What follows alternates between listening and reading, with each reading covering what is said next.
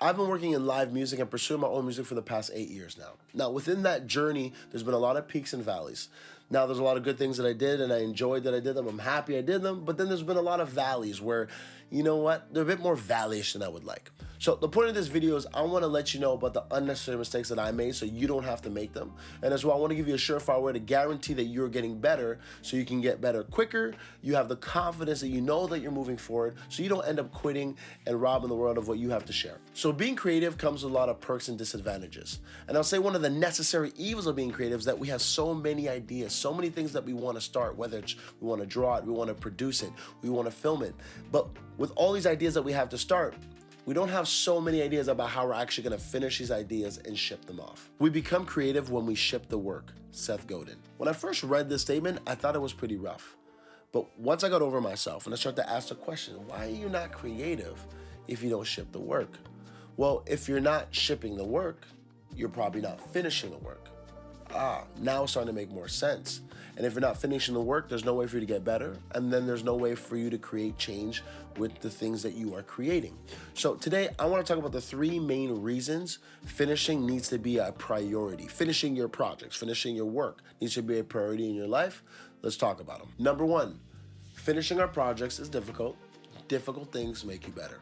Absolutely, Captain Obvious. But let's talk about how we as creatives love to start things. We love to have new projects. We love to figure out new ideas. But when we have to get down to whittling down to the best ideas on the floor, things get difficult. Maybe I'm talking about myself. Maybe this is just therapy. But the hardest thing is that last couple of hours you have away from finishing. For me, let's say a song. The details of what do I leave in, what do I take out. I know it's probably good enough to actually now pit it up, but there's that last little 5% that's bothering me. And sometimes that's enough to let me leave it on the shelf for a while and come back to it. But that's what we don't want to do. We need to figure that out. We need to actually go through it or get over it. Now, even if you were to be a few percentages away from where you absolutely want it, the act of actually finishing that project, sending it out, is more important to you actually taking your theory and applying it and actually having experience in the end. There is no way you would take advice from someone who hasn't been there against someone who actually has been there. Number 2, imposter syndrome is a real thing that a lot of people struggle with. And for a lot of us, it doesn't actually ever entirely go away. But what does quiet the noise is doing the work. Even myself as an artist, it used to be so weird, and even is a bit weird today to think of myself as a guy who is an independent artist. Yeah, I release music. I release as much music as I can. Should be more. That's besides the point.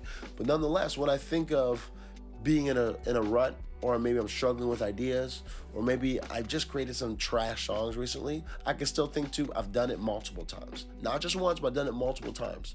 So as long as I just continue to put in the work, do what I've done before to get to that point, I know I can do it again. Number 3, the difference between the casual and the professional, it's all in the details. That last 5 to 20% is incredibly crucial for you actually getting better. There's never been a time where I have half started 10 different things and said, wow, I've really gotten better today. It's only when I've taken those 10 different ideas, finished those ideas, set them out, shared them with the world, and actually said, I'm not going back to those, and I have to sit with the results of those are the times that I've notably said, I've gotten better today. And in some cases, you're gonna get worse in some portions of the finished project, but you're also gonna get better in others, and vice versa. That's the way it works. But the only way to kind of incrementally make sure you're creeping up is to finish that 5 and 20%. Now, I've made my case of why I believe it's incredibly important for this to be a priority, you finishing your projects, but I don't like to leave people without something actionable to walk away from this video that you can implement this today to make sure you're getting better. Let's talk about the 2 biggest things you can do right now to ensure that you're getting better and that you actually finish your projects. Number 1, deadlines. Deadlines are incredibly important to make sure you are finishing things in a timely fashion, or else it's just going to be another half-done project. Now, one thing I want you to do that I did wrong, and I don't want you to do it, is necessarily, if you don't reach the deadline, get down on yourself, decide that you're doing it all wrong, start a new project. No, continue on the project, continue finishing it. Take the time it needs to take to finish. Finishing, again, is the most important. It's not about reaching the deadline. The deadline is to make you aware of what it takes to actually finish.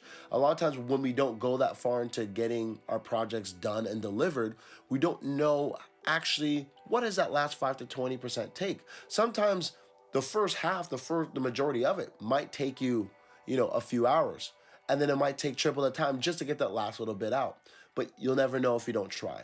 So deadlines are always work best for me to make sure that I'm being intentional and I'm aware of what it actually takes to get things done. You just want to be intentional. That's what the deadlines are for. Second thing you have to do, you don't have to do it, but you have to do it, accountability. You absolutely need to be accountable to someone or something, a calendar, a to-do list. You need to look at what you need to do and you need to make sure you get it done. Because if you don't, then you don't. I mean, that's obvious, right? But accountability with a person, it will really make sure that when you do your work, you're not just making things up. You're being mindful of the things that you're saying, and you're not putting too much on your plate because you don't want to let that person down. But also you're putting enough that that person can hold you accountable for doing some real hard work. That's just a couple of things to make sure you are actually finishing your projects. That's what is most important. If there's any things I've left out, any ideas that you have, please leave them in the comment below, because that's what we're here for. I want to help you be a better creative. So this is for you. This is for me. It's for all of us. Go create, be great. Peace.